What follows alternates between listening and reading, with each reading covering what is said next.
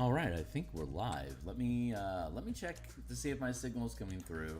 I'm gonna do some quick social media posts, and then we're gonna do some artwork for a while. So, give me a hot second here. Checking on my signal. Give me a hot second here. Yeah, that's definitely me. Let me bring that down so that I don't have to listen to myself. I think that'll probably serve. I might have to adjust that. Normally you would see a countdown, like a song singing along saying we're going to start here in 15 seconds or whatever, but that's you have that because we don't get the link to the live stream until we actually go live. That's why you see those countdowns so the social media handlers can quickly handle the social media. I'm not that sophisticated, so I'll just distract you with my origin story. Hey, my name is Phil Kearney. I create role-playing games, I illustrate them, I publish them online. And I'm creating an adventure for the Eberron campaign setting using Dungeons & Dragons 5th edition 2024 rules. And yeah, I've been a DM since 1987. I've been a freelance illustrator since 1999. I've been an Eberron enthusiast since 2004. And I've been creating content on the DMsGuild since 2018, but this is the first time I've really done anything to like pay back the Eberron community. I love Eberron; it's such a great campaign, and I've never created my own adventure to publish online. So this is, I guess, my love letter to the campaign setting. So if you think today is cool, give me a hot second here. We're wrapping up my intro, and then we'll get to work. So if you think today is cool, like, subscribe. Hit the bell icon for notifications when we're live in the future. Here's a full playlist of all 468 episodes, so you can catch up on all that if you want to. Here's a slew of books that I've already created that are on the DMsGuild. They all have free previews. Read them cover to cover. If they add value to your campaign or your experience in playing role-playing games, consider purchasing to encourage similar behavior in the future. This is the book cover we create around episode 40. It'll be about that big on the DMsGuild front page rack when it comes out. And yeah, so let's get to work. Here's the page that we're working on right now. Hey, what's up? John Munstey. Hey, morning. Can't stay. Just wanted to say hi. Also love your art. Thanks a lot. Anyone that's not familiar with this already, here on the full screen, this is a 16 by 9 format page. Technically, it's 17 by 10, but it still works. But if you're using, here, it doesn't size automatically because we're using YouTube, but if you're using a device like a phone, tablet, or like a widescreen monitor, this is designed to fit in the horizontal format, but each column individually is also 16 by 9, and although this isn't built to do it, if you were on a PDF, you can look at the full page here, and then you can look at each individual column here. You can, and all the thoughts that are in the entire adventure are contained into single column format. So you can literally just go column by column through the adventure if you want to. We'll have navigation buttons throughout, table of contents and stuff, so you can navigate through by clicking buttons. If you're in person, it's easy just to have a tablet behind your DM screen to flip you through where you need to be. We provide all the assets for the maps, creature tokens, all the things for you to be able to build with. So we're currently making this Carnathy map. And John, man, thanks a lot for swinging by. You are welcome here anytime, of course. Let's kick down here to our mountains. And so here's the Carnath map that I'm using off of the official Eberron Corvair campaign setting map for familiarity. I'm using similar colors, but obviously building my map my own way because I do that. Like here's the topography of the maps for the Ashen Spires, and here's the maps. Here's the mountains that we're making. I love painting mountains. I am a big Bob Ross enthusiast. I've done over 120 of his paintings, and I use those techniques in all of my environment painting as well. So let's. So I'm going to geek out and spend some time doing Bob Ross mountains here. At I mean the scale is minuscule, but the quality is there. So let's have at it. Chantwy. How are we doing here? Where are you at? There you are. I'm gonna break that up a little bit.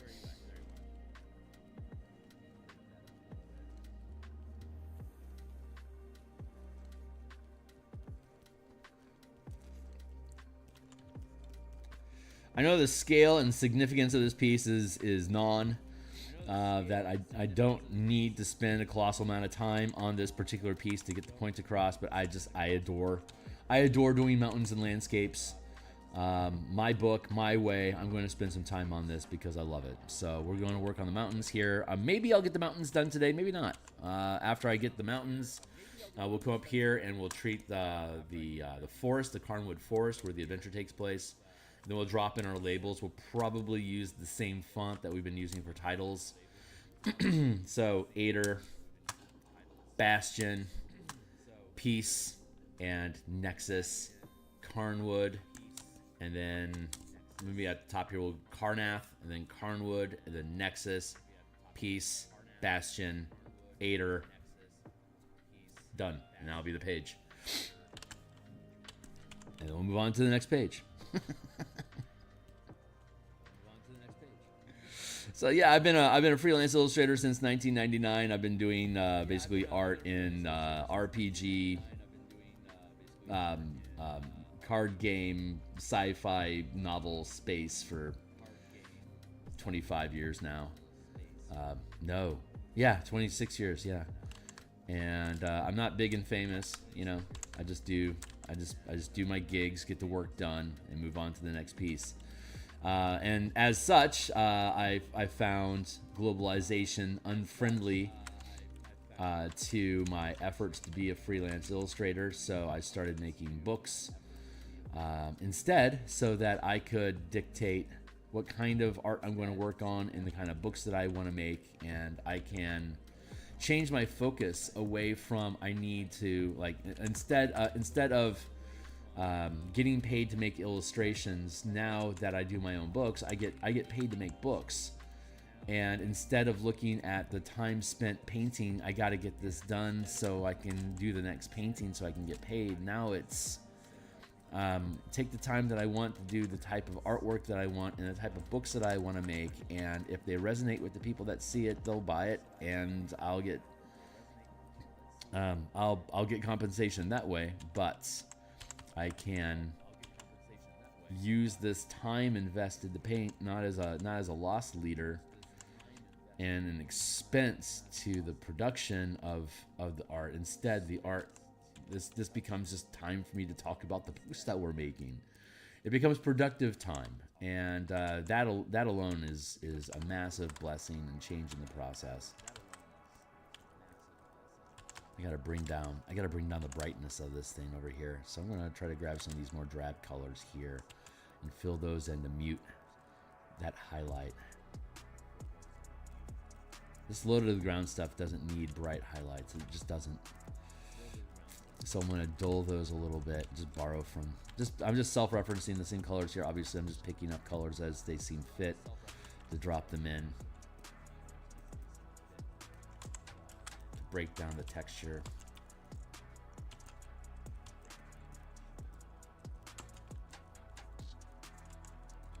Be able to break this stuff up. There we go.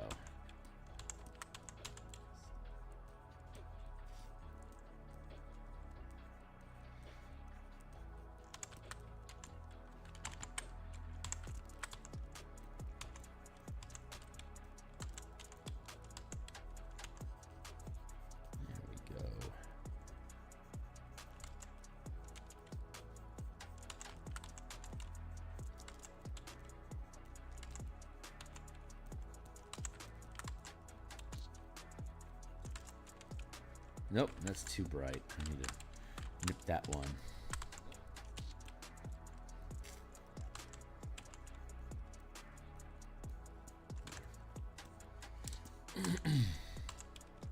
Insignificant to the power of paint.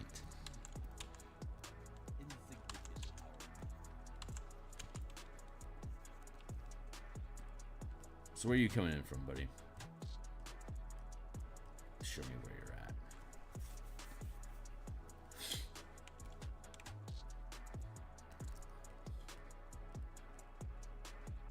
So many layers. Where are you coming in from? Here, here, here, here, here, here. I think I can afford to blend all these bits together.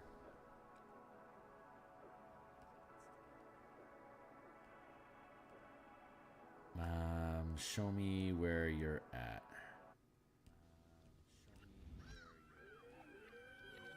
There. I think here. Through here, I think I can afford to do that.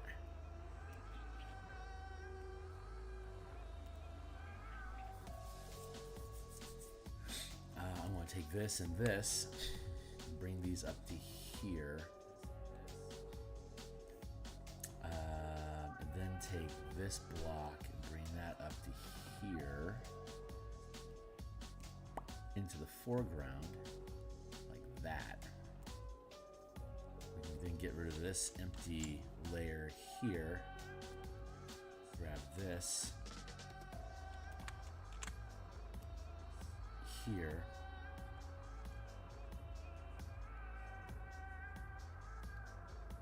So this is the northern,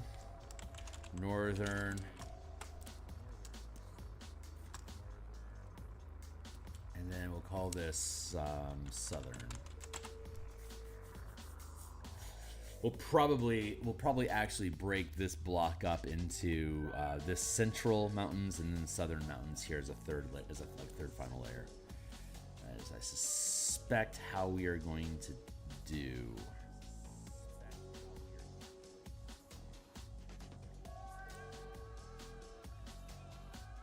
Yeah, I think these three here. I'm going to call these southern. And then we'll call these central. So we have the northern mountains, we have the central mountains, and we have the southern mountains. And these central mountains, I feel like I can afford to duplicate.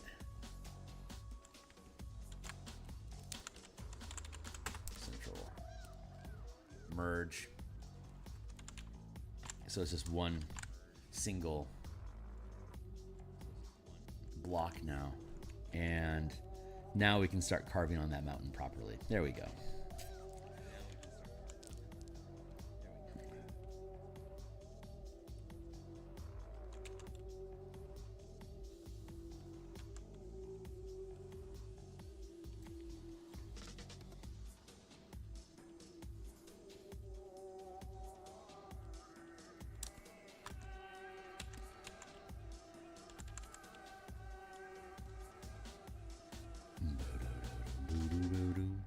Obviously, I can just add more layers on to stack up stuff anytime that I want.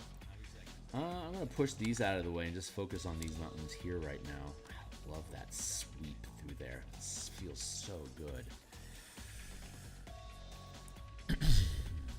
It's,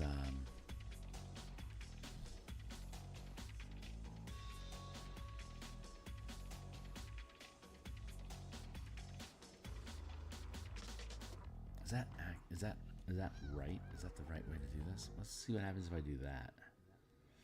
Do I like that better? Nope, I don't. I like it less. This. How about this?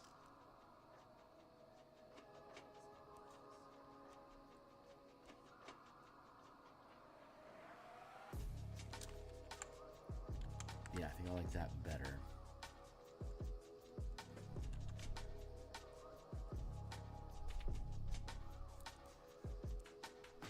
To be back there like that. 1, 2, 3, 4. God, there's a lot of layers. Hold on.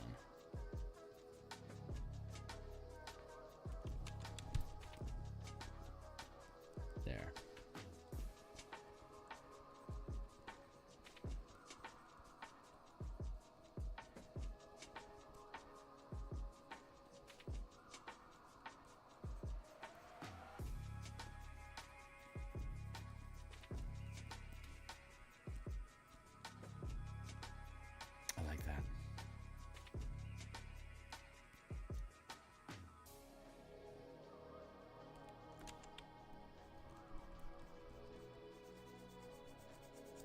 I like that.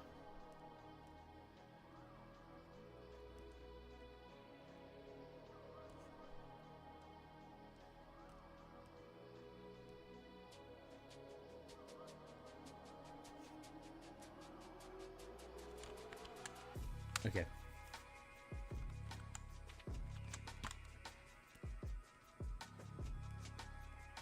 Yeah, that feels good. So we can merge these down. I'm trying to consolidate layers. Sorry if that's boring.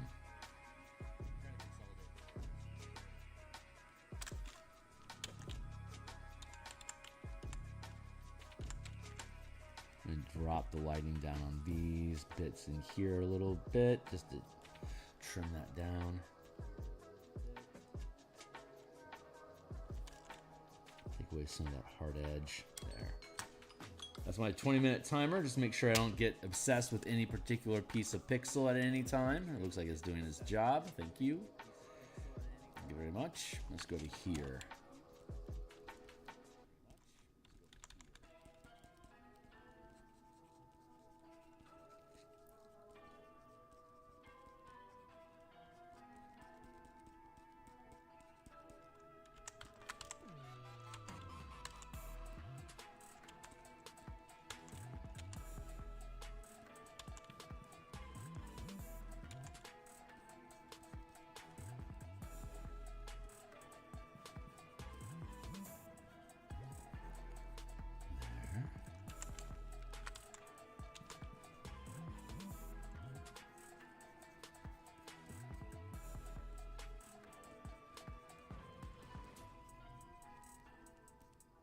You're doing kind of like you have your line here, and then you have shadow that heads this way, and then you have little sprigs that come off this way. So when you're done here, and here, that's like your mountain has like a curved space around it at an angle. That's what we're doing. That's what we're doing with this here. That's where this sweeping line is coming from here. I'm going to add another layer on top of it so we can mess around with shadow and break up the form a little bit like that to create the peaks.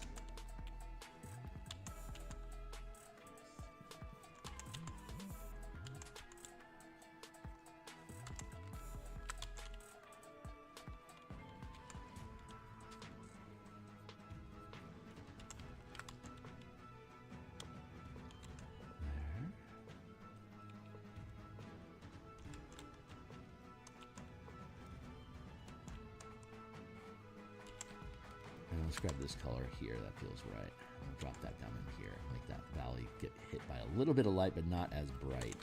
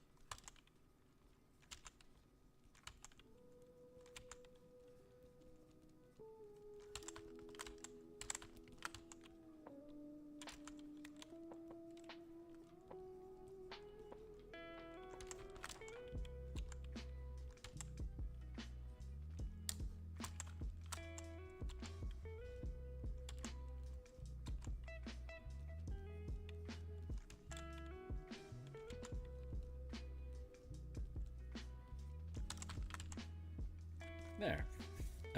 That already feels better. Let's block that out a little bit. Just gotta kind of pay attention to, like, if the light's coming in from this direction, how are these things going to get hit?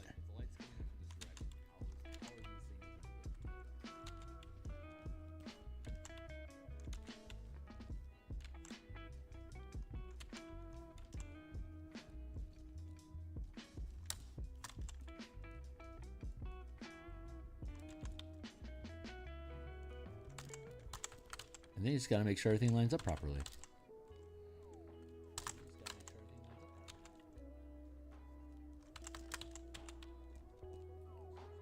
And, you know, practice, practice, practice. Make sure it looks good.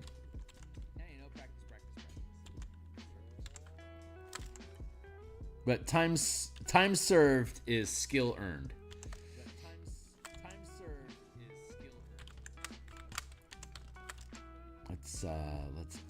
let's straighten out this edge here and then start doing that curve, that sculpted curve space that we're talking about. Have that push down here into this valley. That'll probably mellow this out. There we go.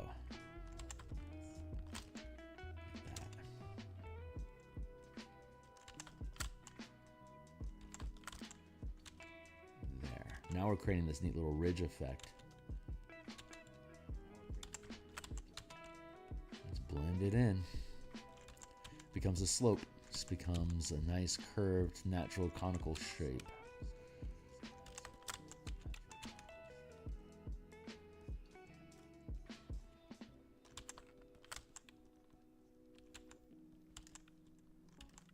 And it really is just a matter of like how much time you want to spend on it. It's you can't really, and you can't overwork a mountain. Well, actually, that's not true. What you want to do is whatever feels right, but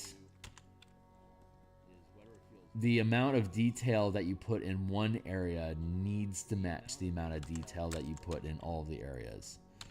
So like what I'm facing is oversaturation of detail. Right, I'm putting in a lot of detailed information like down in here that doesn't necessarily match the amount of texture density that we have, like say over here.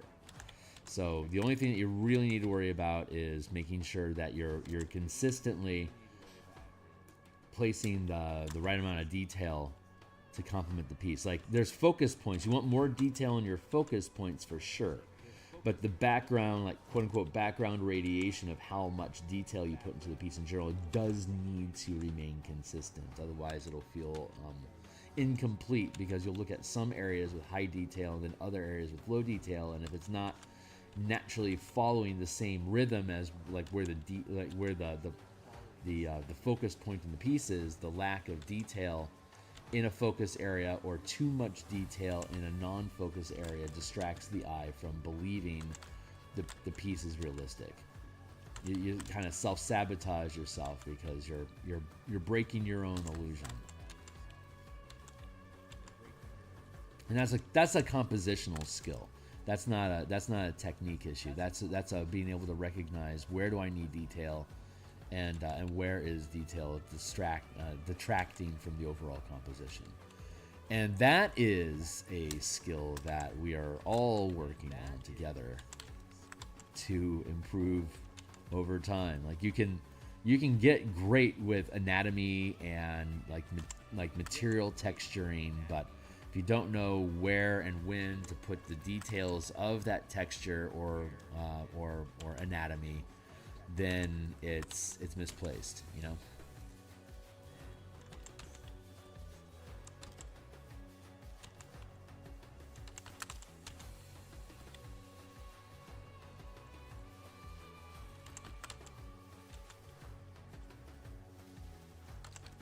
So that's what I'm currently doing, is trying to figure out trying to smooth out some of the little rougher details to see where I can afford to leave it and where I need to trim it down so it's less glaring. A lot of these highlights, like I'm trying to work highlights towards the larger structures, while these lower land, I'm trying to reduce the amount of sharp highlights down here to help depict its lower altitude. You know, with varying degrees of success, of course.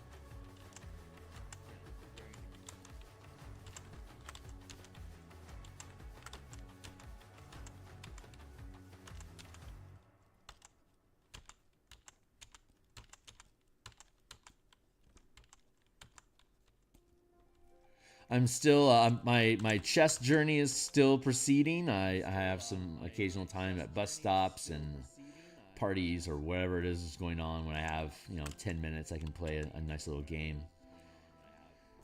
And I'm still stuck in the 700s on my chess. My rating on chess.com is still around. Yeah, so it's about 750. I'm cracking through the 750 to 800. I figure once I get through the 800 tier, I'll probably, my skill set will probably remain I don't think I think not going to have another evolutionary bump in my skill set until I get to 1,000.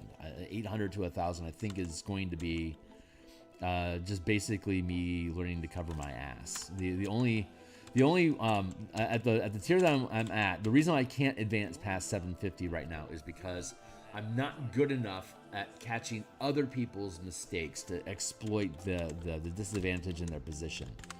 When I look at the game review, it's obvious. Obviously, it's obvious. But it's in the moment of the game where I'm working. My problem is that I have an idea in my head about how I can work it, and I don't adapt and change my current strategy to meet what is how the board is changing with the decisions that my opponent is making. So I'm missing opportunities because I'm tunnel visioning in on what I think should happen. And although what I do may or may not play out, it's the lost opportunity of being in the moment and exploiting mistakes or opportunities that appear through their own efforts. That's where I'm at. When I get good at being able to disengage what I'm thinking about and reassess what actually is on the board for me to make a better decision, if there could be a better one, that is where I will. That's the space that I need to be able to fall into to improve my games. And I am finding chess is such a wonderful analogy to me just living my life in general, my own personal hang-ups and psychological issues. I'm finding I can express more and more clearly in terms of chess. And to me, that is wonderful. I had that same. Backgammon is the same way. Like backgammon, the way the backgammon board is set up. If you're not familiar with backgammon, let me tangent real quick. The backgammon is completely different. Backgammon is built into two sections, and it's got six slots where you can put your pieces. 1, 2, 3, 4, 5, 6. So there's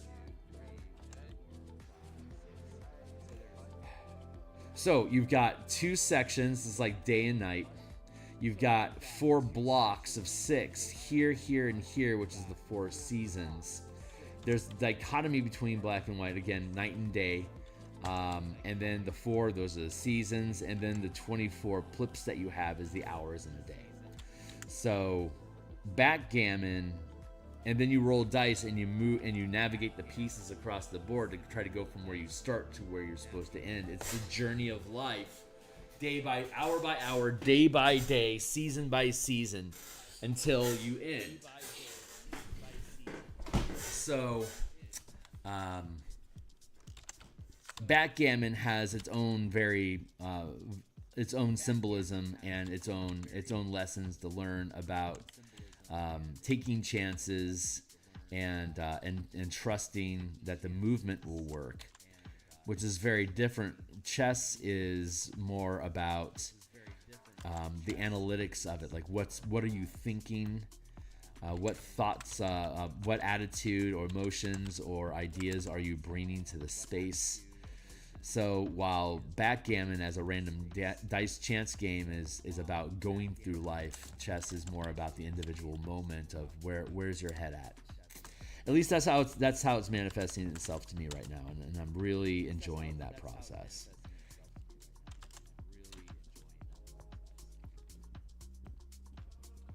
Like with chess, you can have a good idea about a strategy that you want to follow, but then you have to think about what's, like, if there's multiple pieces that need to be moved to set up a maneuver, like what's the proper order for you to move those pieces to address immediate threats and not necessarily give away to your opponent what that strategy is. If you move one piece, it might be obvious what you're attempting and they'll take actions against it. But if you move, say, a different piece, it might seem like you're trying to move in a different direction, and your opponent doesn't become guarded to the actual tactic that you're attempting. And that's a really great analogy about how you treat people.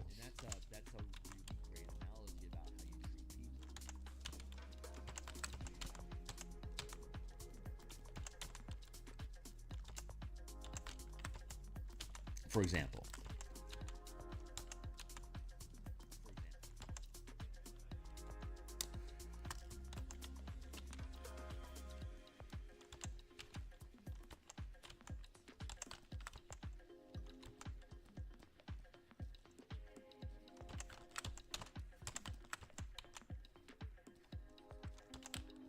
these hills. So it goes from mountains into hills into badland into field, and then we hit forest. That's the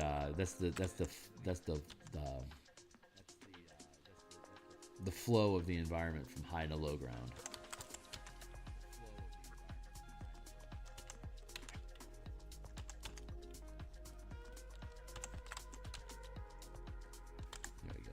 It feels pretty good. I think I can afford to stop. No, I can't. There's just too much going on in this nook over here. I need to calm that down a little bit.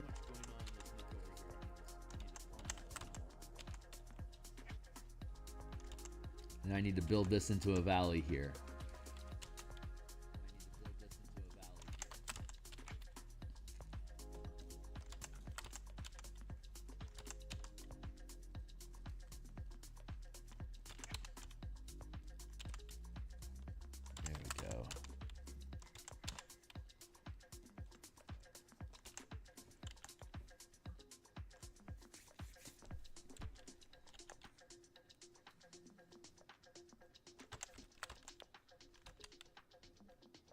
So you want some broken texture, and then you want like it's a mix of hard texture and high detail versus resting spots, smooth planes.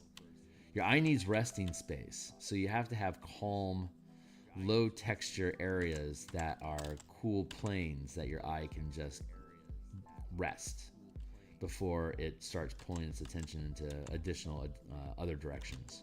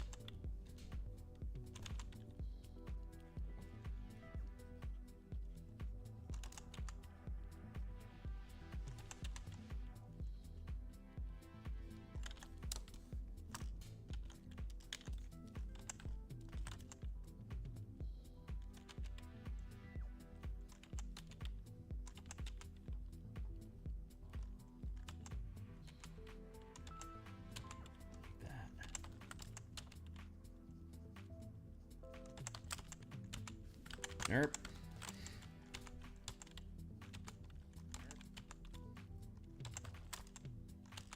So I stream 9 times per week, Monday through Friday in the mornings, just like this. We do artwork, just like this, on Monday and Thursday nights.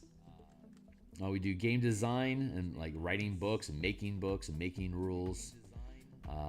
Tuesday and Friday lunchtime, similar. I do game design work for an hour on my lunch break before bouncing out and going back to work.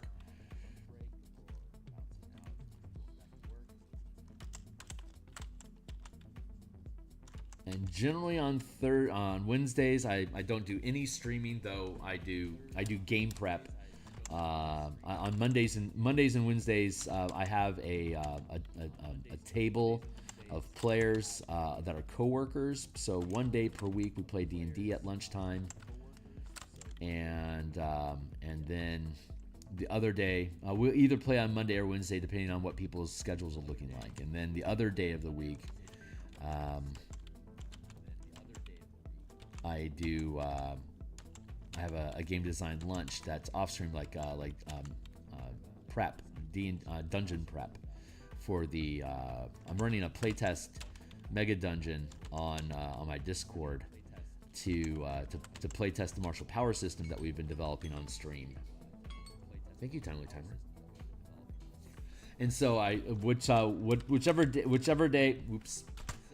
day I'm not playing D&D with my coworkers, that lunch will be spent in doing prep work for the mega dungeon, which is either cartography or creating monsters and scenarios and traps and stuff.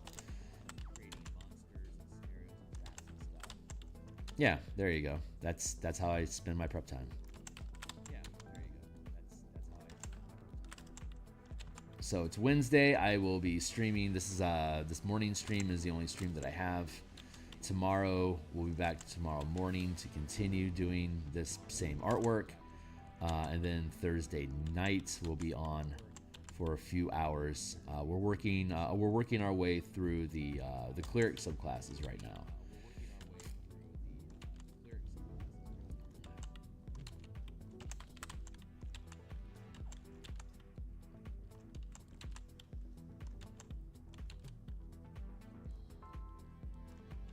Rebuilding all of the Forsaken subclasses from 2014 and updating them to 2025, plus using the color mana system.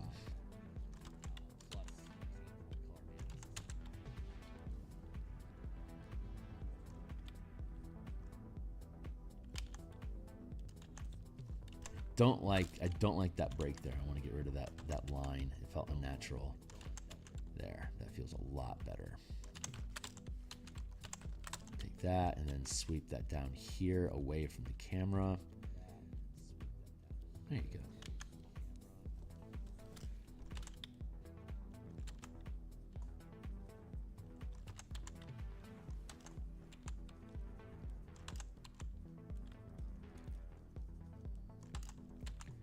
There.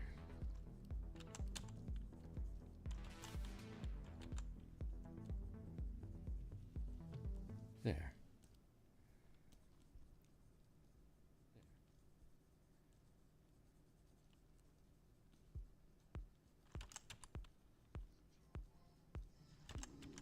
I want to thin that out a little bit. Just drop that highlight a little so it's not so doesn't punch out as much.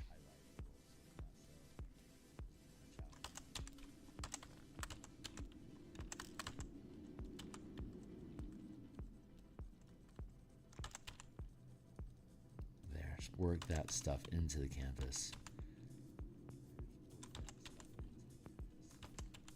Make it fade away as we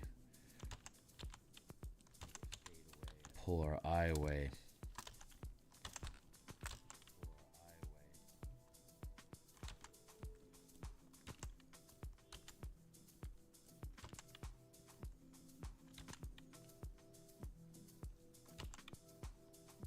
Like that.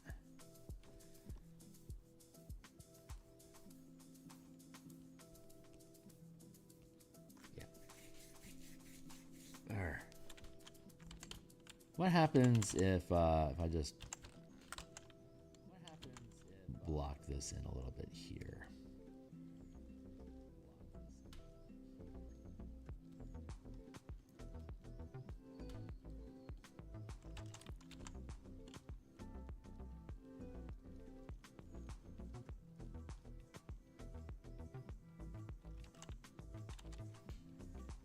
Like that.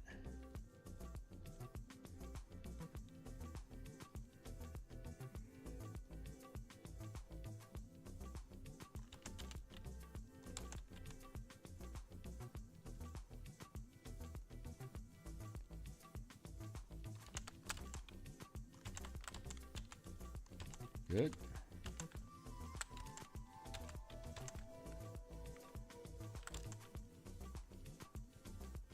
Good. Okay, cool. I think that works.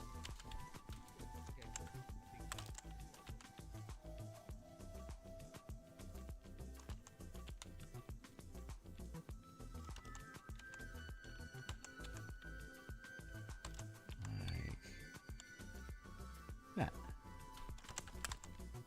Nope. Not like that. There we go.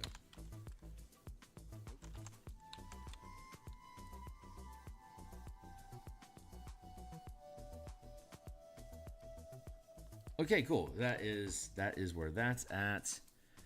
And now we have here. So let's build on top of what we have. We'll just fill this in like that.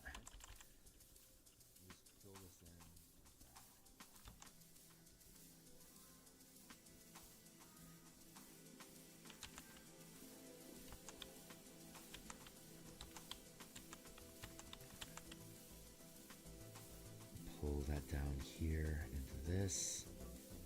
Very smooth.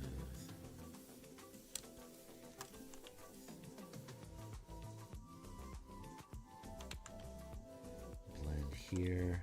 Grab a little bit like that. We'll blend this in here. We'll worry about this lowland, the hills. We'll worry about that stuff in this foreground when we get there. We're not there yet. We don't have to worry about it yet. Don't have to worry about it yet. Just got set a block off.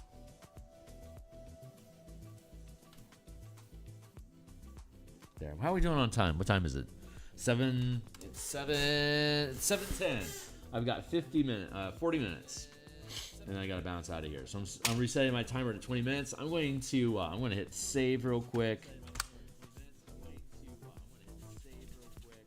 Ruffle my hair.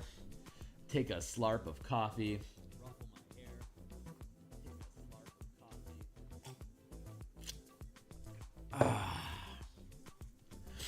Chase it with some water.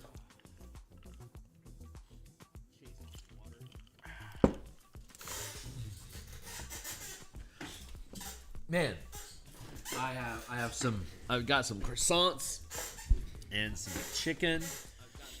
And I'm going to make a Caesar salad sandwich for my lunch today. I mean, very much looking forward to that.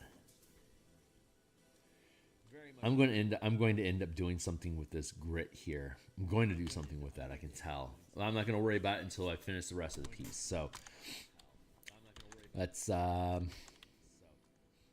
this is where we're at right now. Let's do this.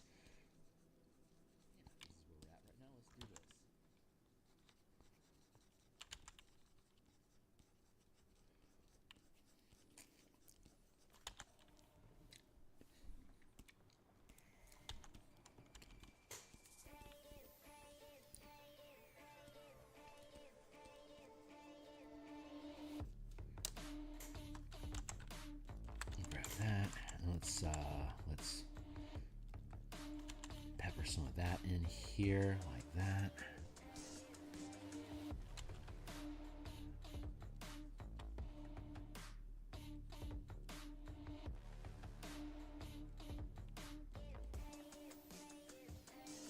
I'll thin that down so it's still a line that's present, but it doesn't overwhelm the structure.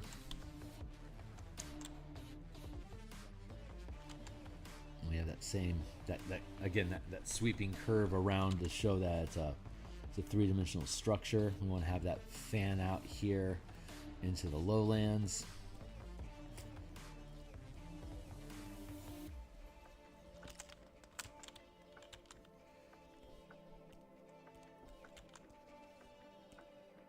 Yeah.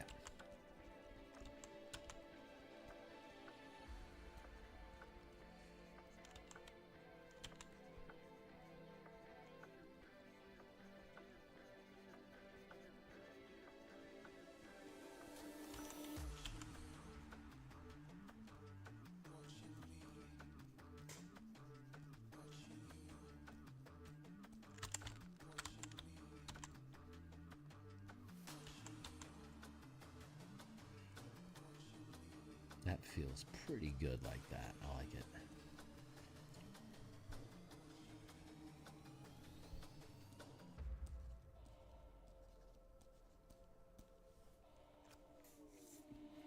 Yeah, that feels pretty good. I'm going to break format.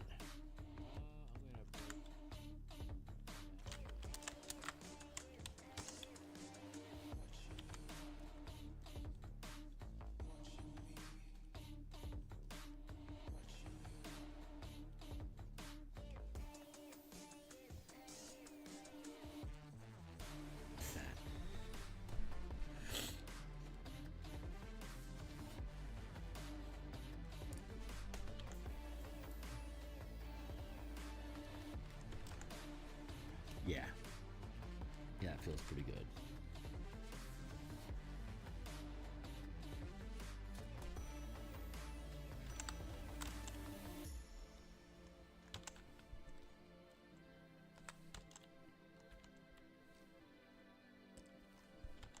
Let's grab some of these dark bits to help bring the size of this forward.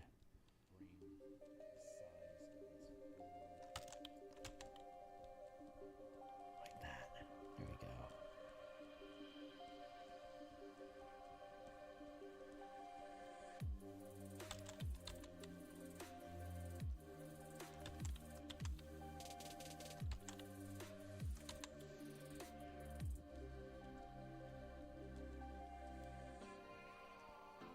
Sweep that down here.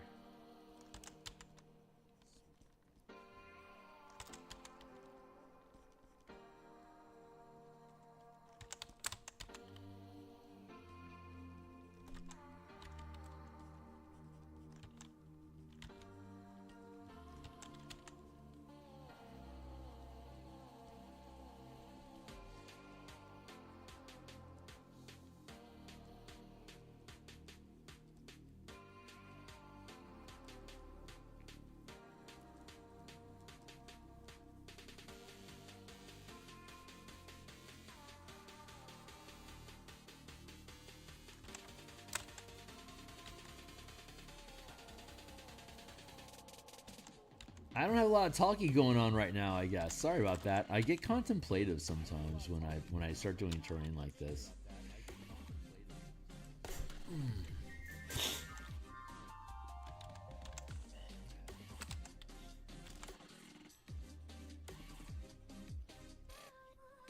I've been streaming like this. I've been doing this for 3 years already. Jesus fucking Christ. Obviously, I don't have explosive growth on this channel. It's very niche. You've got to want to enjoy a study hall environment and the process of painting and role-playing games for my channel to really be valuable to you. I know that I have topics of conversation that are interesting to people that I could probably make like standalone talk to the camera type videos about, like as like actual like pieces, but I don't do a lot of those. Monster Week and like book summaries is like basically the only time I really spend on the camera talking about stuff, and I feel like I'm gonna change that at some point. I like the idea of growing the channel. My biggest concern is losing sight of why of the I don't mind the channel evolving, and I don't mind moving in new directions as I'm inspired, but I'm concerned about chasing algorithms and becoming dependent on new topics of conversation to drive the channel, and to become more concerned about channel growth than the production of the pieces that I'm working on. Again, the artwork is here to facilitate the creation of the book. I recognize that I have a larger audience, more people will see the books and blah, blah, blah. But the more time I spend away from doing what the channel, what I've been building this channel to do, the more I feel like I'm concerned about losing perspective, losing the lead, staying on point with what I'm actually trying to achieve here, and that is something that I am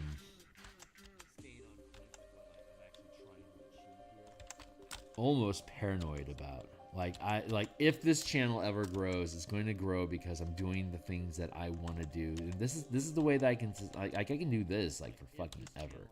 Because I'm never gonna stop painting unless I get blinded or paralyzed. I will not stop. I'll probably die at my easel. Unless I get blinded or paralyzed, I will not stop. I'll probably die at my easel. So whatever success I have on growing this channel, it has to be around art production. It's the only thing. It's the only thing that's always going to be new and fresh. Working on a piece like there's some YouTube like D&D YouTube channels that have been around for a while, and it's like, are we really going to go through best 10 feats for the 2024 rulebook? Like, I mean, if that's how you built your channel, then that's what you're going to do. And I recognize, I'm not disparaging anybody. I recognize the value of that content and that it gets, and that, you know, it generates money for the people that build that type of a channel. But those channels have to, when they run out of stuff to talk about with D&D, they have to move on to the new channel. And it's in their interest to get you interested in playing other games because they're having difficulty monetizing, continuing to talk about D&D. So is it that you fell out of love with D&D, or is that you just can't make any more money talking about it? So you want people to change the conversation so that you have something new and retain relevance in a different conversation. What are your actual goals? And I'm not talking to anybody in particular, but this is just, I've seen the rise and fall of YouTubers in the role-playing game space over the past 10 years, and that's the main question that I come up with is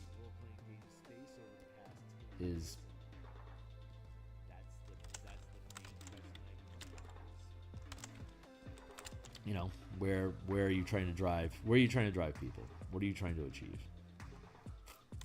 And with this style of the channel, as long as I keep painting, I always have I'm always working on a new painting.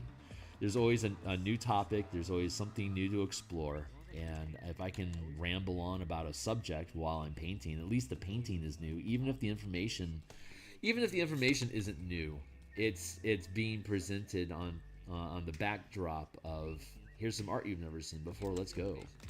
You know, that's something I know for a fact I can basically sustain forever. Because I mean, I can talk about running campaigns from level 1 to 20 over and over and over again with different paintings in the process, and the conversation might become, oh, I've heard this before, but maybe I'll say it differently. It'll hit you a different way.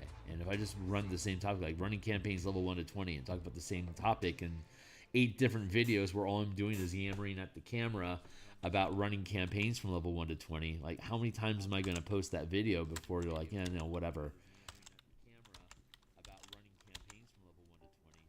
Maybe the artwork is the honey that helps the medicine of good DMing go down easier. Who knows? Who knows what role I'm playing in your life? I don't know. Who knows what role I'm playing in your life? I don't know.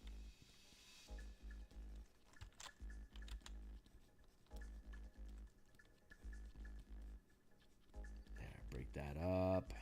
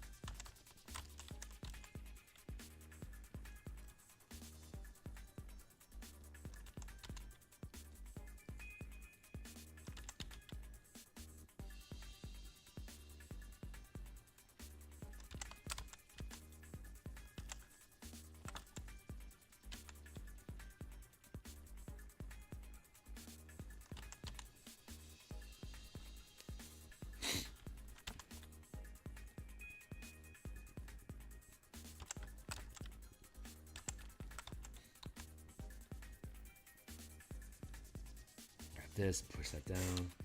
So far, so good, man. This is. I'm happy with how this is coming along. So far, so good, man. I'm happy with how this is coming along.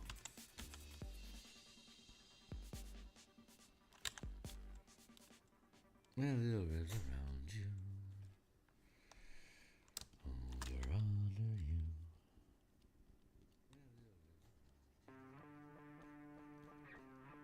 I was listening to Purity Ring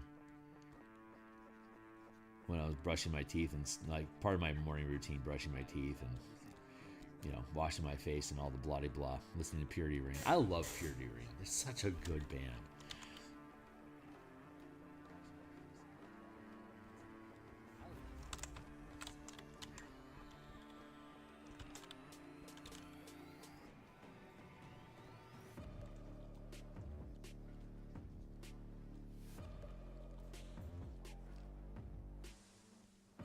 I feel like I'm almost done with this little block here.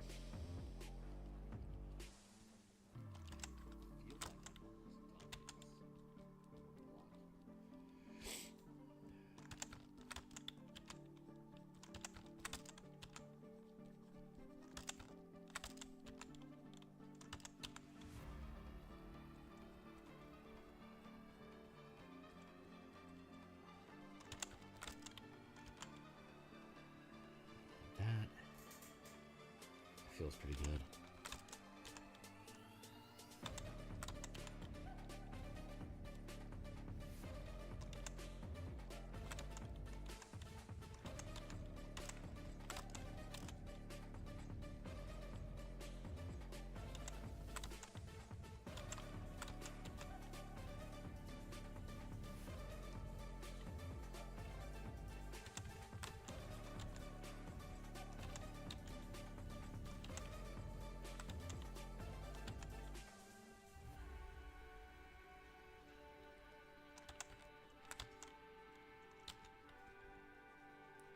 That should feel pretty good like that.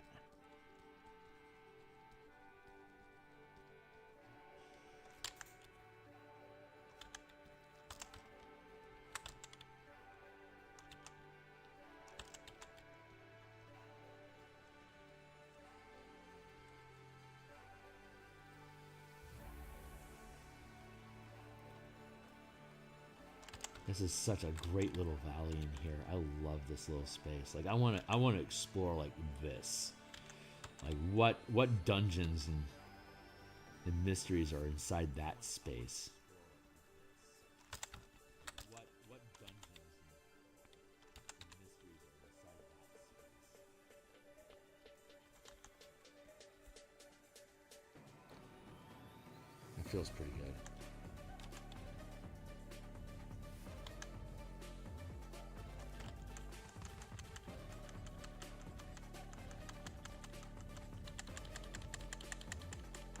That's good there. I need to,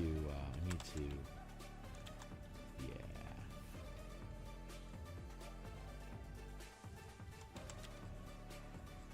Break that up.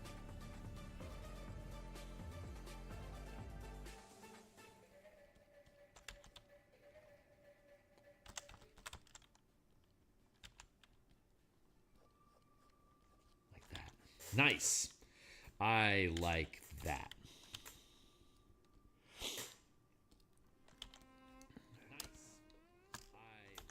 That feels really, really good. Let's grab some of this lower color here. Drop that in here for some shadow.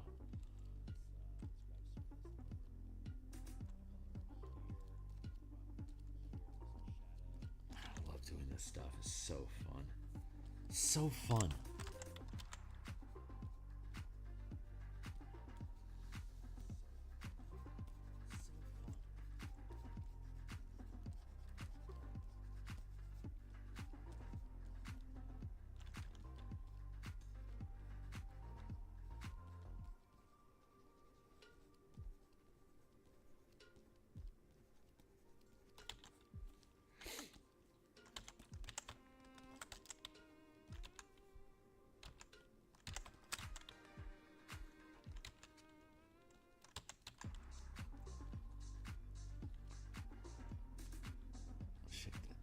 bit.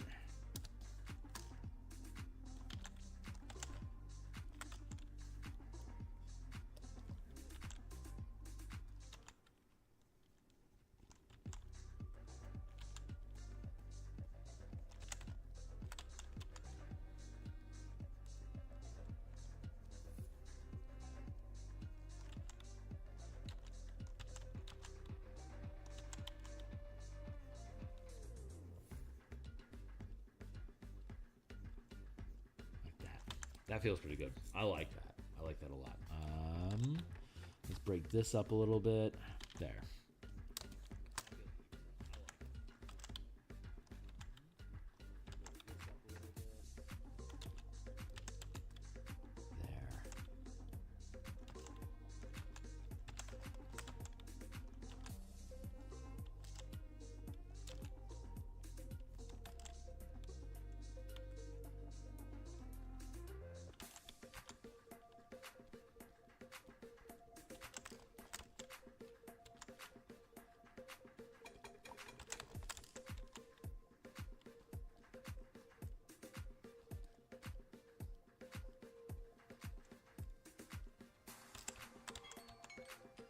All right, I got 20 minutes left today. Thank you, Timely Timer. Let's hit save real quick. Man, I'm really, really liking where this is coming around at. I want to drop in a little bit of counter light in here just to break up that darkness a little bit here, give it a little bit more texture. Do that. Drop this in here like that.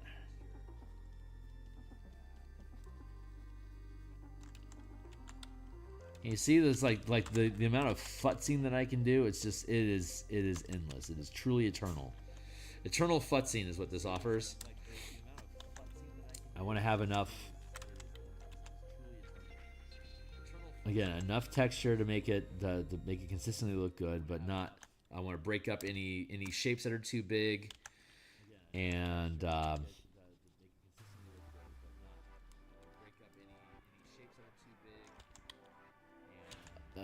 there's words. I'm trying to find words.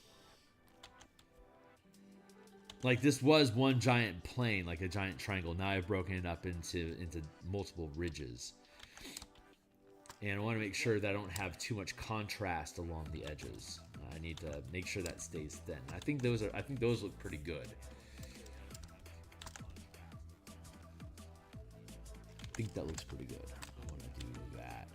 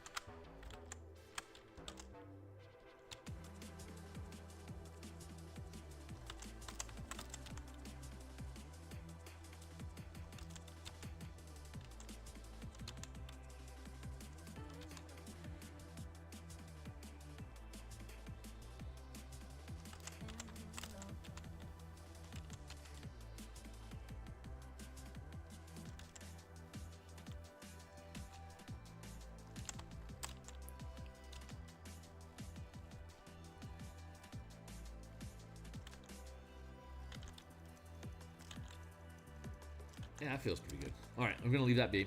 Let's come back over this way because this is like we're way off the reservation over here.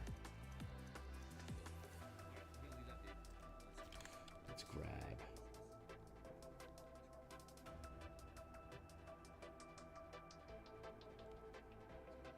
All of that.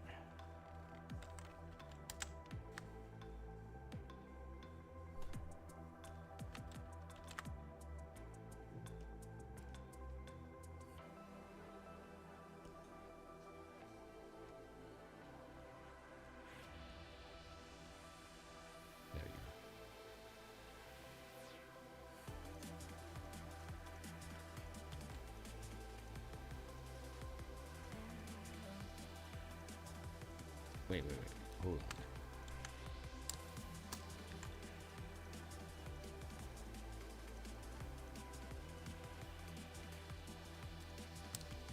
Yeah, yeah. Okay, this is a good space. Are we at a place where we're moving on to the next mountain range? Almost. I think I have a little bit more work to do over here, and then we'll be ready to move on to the next section. So let's just do that. Hold on. Let's get our bearings. Adding that in there.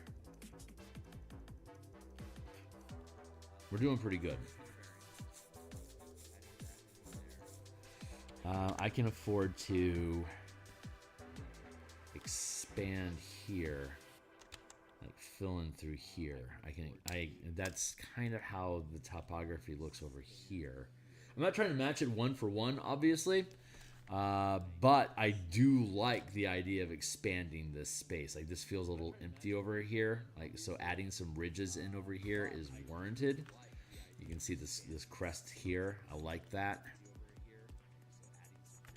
So there's definitely some good design space there, but I'm not going to worry about that right now.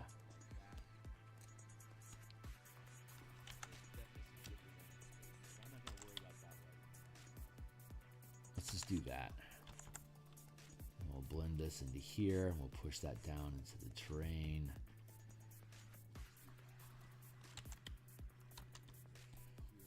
This should do.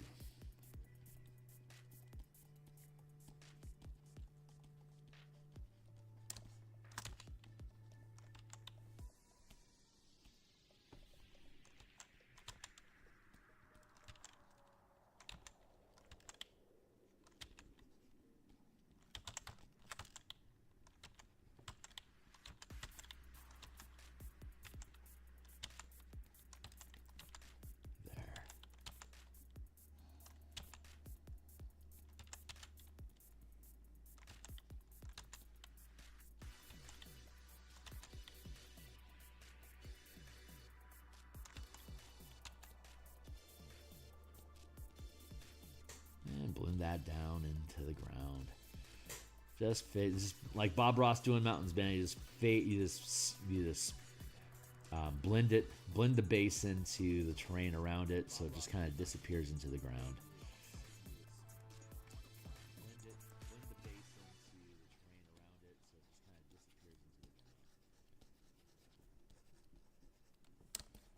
I think there's obviously a lot more texture going on over here than there is here. That's that density change I'm talking about. So that makes me think like I'm going to end up wanting to smooth this out a little bit so that it's not as much, doesn't have as much, like, quote unquote going on. To simplify this space over here a little bit more.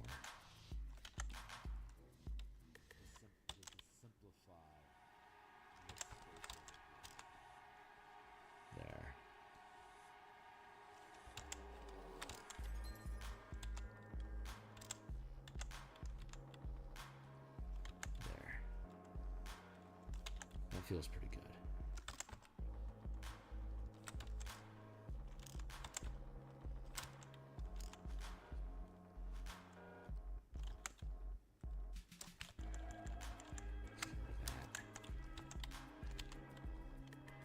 Do that instead.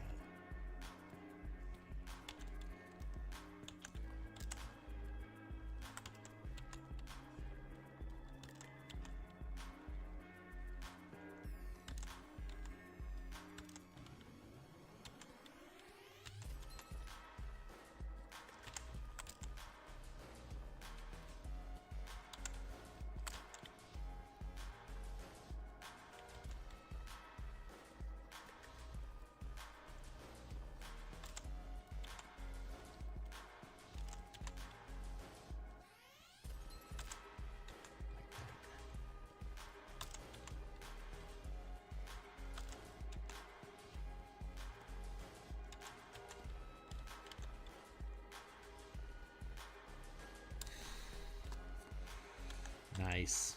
This is where I want to be. This is good.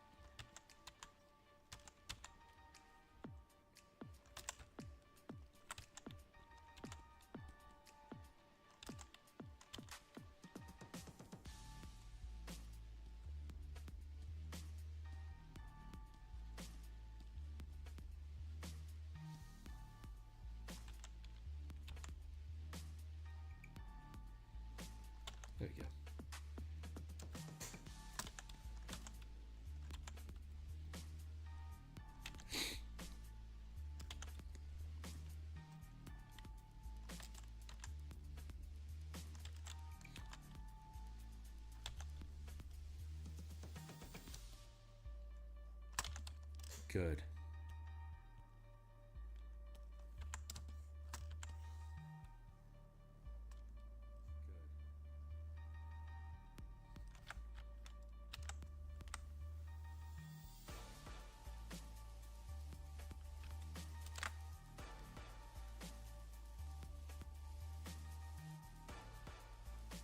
Good.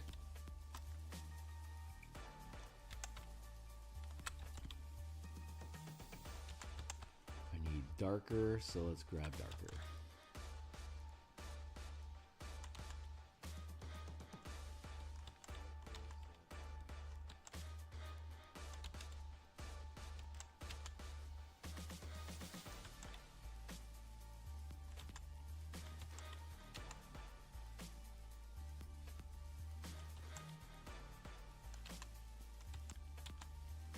Okay, well, something's shifting. I feel a change in the pressure, I guess, of the environment. What time is it? It's 7:40. The muse is withdrawing. I'm feeling like maybe I'm done with this for the day. The muse is withdrawing. I'm feeling like maybe I'm. Let's just poke at it a little bit further. But I feel like the barometric pressure just like shifted, like just dropped. Barometric pressure just like shifted, just dropped. So I think I want to be here.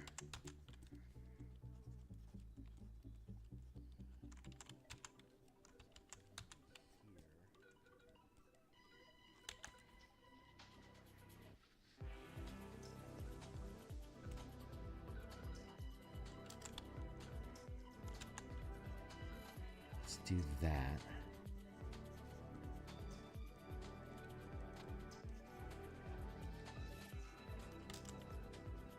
And then do that.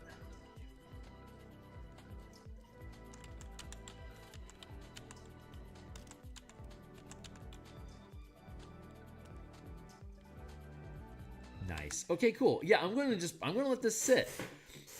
That's in a really good space. Not quite. Hold on. I'm going to fold this. I think this mid ground is done for now. And I'm going to drop back over here real quick because I'm feeling like that should be like this.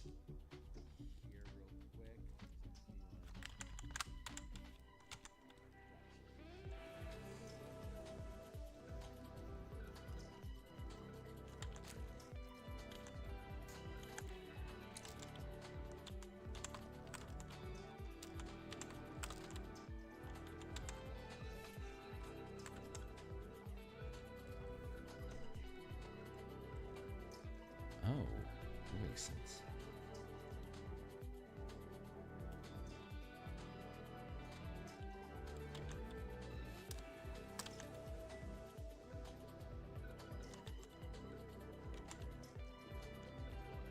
Yeah. That feels pretty good. And let's resolve some of this. There's too much texture going on over here. I need to flatten this out a little bit. Break it, not break it up, consolidate some of the shapes here so it's not so, just so much.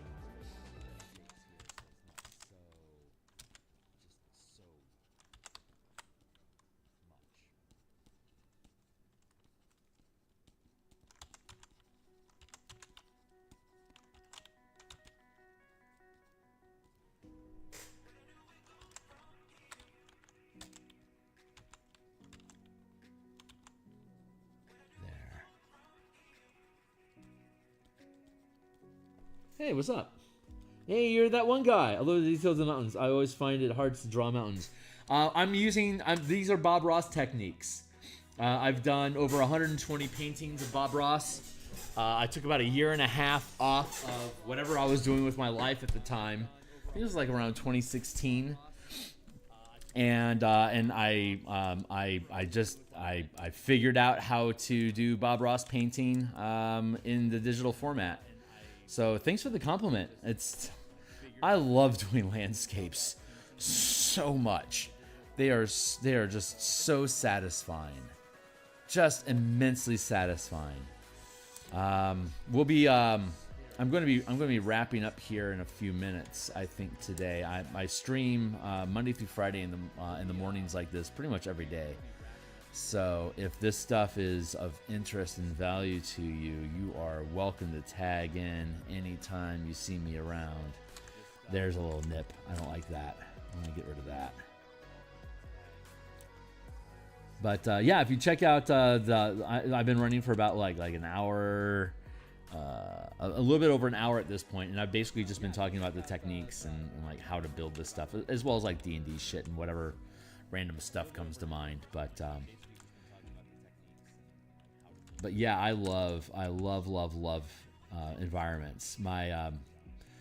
My skill in doing environments and terrain was lagging behind the other. Like my anatomy and my texturing, so I needed to figure out how to get my environments up to speed, so I had a consistent, just better quality overall. And I used to watch Bob Ross a lot as a kid while I was playing Legos, and so I was like, well, you know what, Bob really does good environment stuff. Maybe I can figure that out. And after 100 some odd paintings, I'd gotten a pretty good bead on how to be able to duplicate his techniques in Photoshop. I actually reached out to their organization. I was like, hey, I've developed like a toolkit and techniques, and I do all this stuff on stream. They're like, yeah, we have no interest in that whatsoever. Fuck off. Because they sell paint. They sell paint for a living.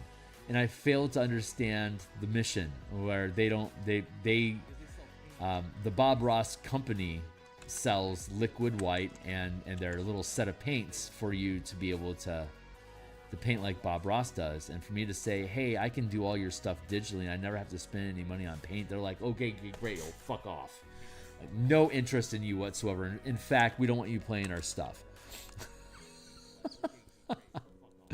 Made an enemy out of the Bob Ross Corporation. And the irony is that I can't get certified because I can't see colors, so I can't use actual, like, I can't paint in physical space. I have to paint digitally, otherwise I'm limited to black and white because I have no idea. Like, I can't blend colors, right? I can't mix a palette. The RGB tool up in the corner over here. That's this is my color vision right up here. This and the color picking tool, the little eyedropper. Like this is the only color. This is the only color I see. And the RGB slider.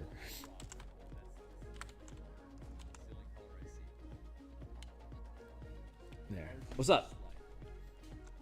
Yeah, God, Bob, it's so fun. I have to come back. Yeah, you're most welcome. Oh, right on, man. Yeah, if you want to check out NTG stuff, all my books down here. What's going on with my face? Yeah. Here's the here are, where'd it go? Spelljammer. There you go. The MTG Color Mana Spell Point Variant Rules. It's on DMsGuild. It's a series of 7 books. There you go. And it basically translates the D&D game system. If you're a D&D enthusiast, cheers. I replaced the 8 schools of magic in the spell slot system with a color mana system that uses spell points that are devoted to different colors to cast spells. If you want to throw a fireball, you need to have red mana in your mana pool. There you go. You want to cast bless, you need to have white mana in your mana pool. And if you're interested in that stuff, this is pay what we want. Revised 5 color mana spell list. All of my stuff has 100% free preview. So if you click on the full preview, you'll see the full document. You can decide for yourself if it's worth buying or not. But I talk about what the colors are, some of the guiding principles or aspects of like what defines like the philosophy or like the mechanics, technical bits of each color, the damage type for each color, and then between types of damage and the aspects of magic, we have a color matrix. So white, blue, black, red, green, and here's your spells. Obviously, cantrips don't require mana. It's just flavor text. And then, like for example, get down into a fireball. Fireballs are 3rd level. Fireball is a red spell. It's 3 mana to throw a fireball. 1 point has to be red. The other 2 points can be whatever you want. Some spells have lots of colors, like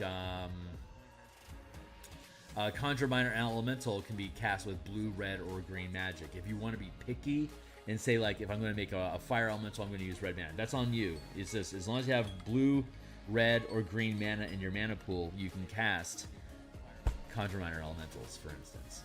So, and then the rest of the books in the series is like specifics. Like the Elemental Key. This converts the Way of the Four Element monk into either the red, blue, and green mana, or air, earth, fire, water, using elemental magic instead of color magic. Spell Point Warlocks.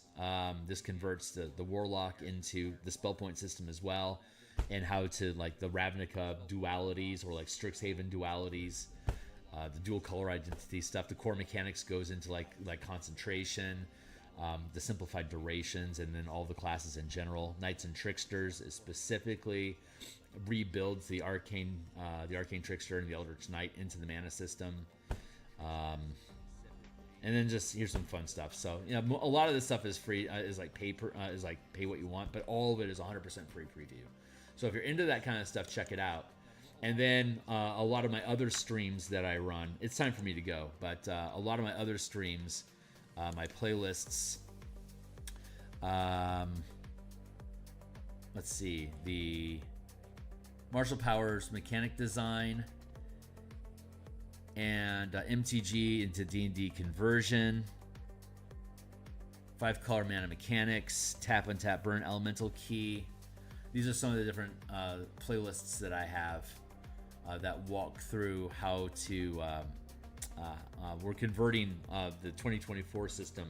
We're updating the color mana system with 2024, and so, like, the campaign, where is it? Martial Power game design. There you go. It's 241 videos in this series. And like, here's a random one: Martial Power mechanics. Martial Power Monday. And so the full play, like the full document for that is like, you can click here, and you're supposed to be able to click here. It's not doing it. Let's go here real quick. I don't know why my more button's not working. That more button's supposed to work. I don't know what's going on with that. Anyway, yeah, the Martial Power document.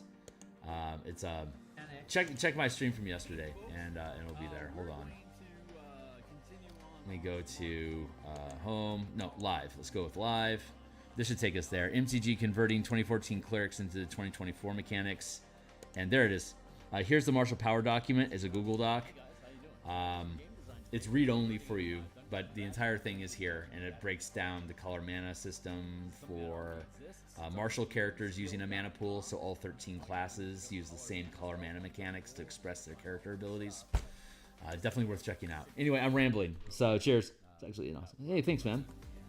Yeah, it's pretty simple. It's actually very easy, but the mechanical depth that you get from it, because it's a simple mechanic, you can pull super deep into it. So check that stuff out. I stream game design on Tuesdays and Thursdays at lunchtime, like midday, and then Mondays and Thursday nights I do like a 3-hour block of game design.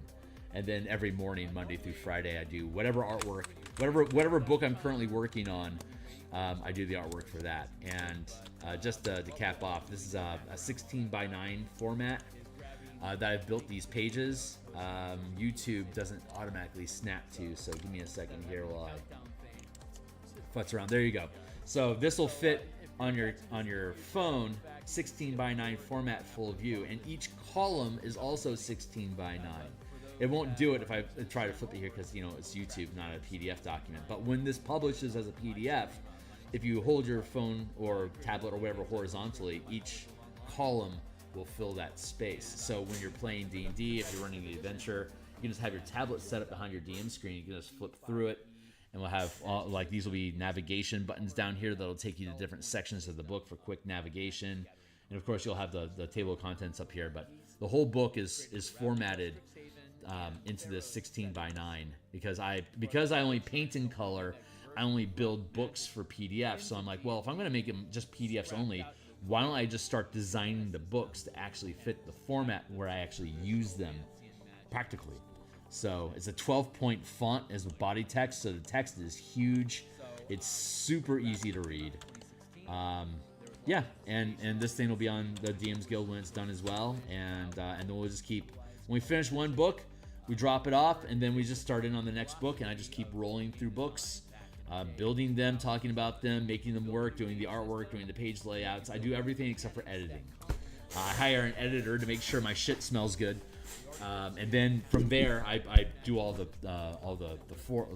page layouts, and then whatever spots on the page are open, I drop the artwork in. Or sometimes I'll drop a piece of artwork in, and then I'll reshape the text around the picture so that it all works together. So that's where I'm at for today. That's what I do. I'm here 9 times per week, 4 days a week. I'm designing the book. I go to my Discord community, and we play test this stuff there.